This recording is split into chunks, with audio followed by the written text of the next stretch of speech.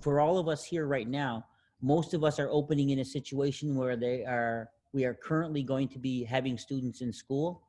But we are aware that there is a very strong possibility that some of our schools are going to need to go to online learning a lot quicker, and to be prepared for it very quickly. So while we're not opening with an online learning environment initially from day one, we are preparing for it right now. And some schools are already opening in a virtual environment part-time in some ways. We've also purchased Google Chromebooks for all of our students.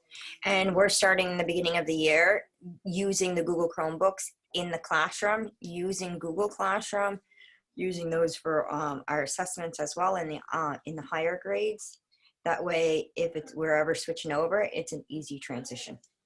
We're doing to transition to online learning.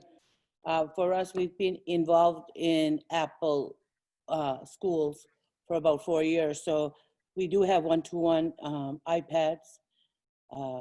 We have used Google Classroom for now 3 years, and Seesaw for 3 years. For us, it's going to be a transition, but also we have to remember they haven't been in school for close to seven months. So we're looking at, we have to relearn a lot of this stuff and actually put in place a plan where digital learning is priority, and that the way we plan our marks are going to be based on that being one of the components in evaluation of our students. Because again, this doesn't mean that this COVID's going to end in June again or in March. It may be another year before we do this. So we want to make sure the students, we're opening our school on Wednesday.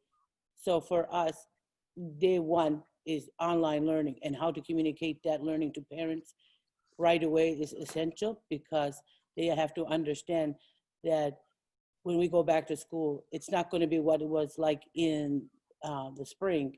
It's going to look different, and the evaluation system is going to look different. We are trying to set up hubs in our community. So we're working with tech folk at MK to create Wi-Fi spaces in community. We are doing a blended model with in-person and at-home learning.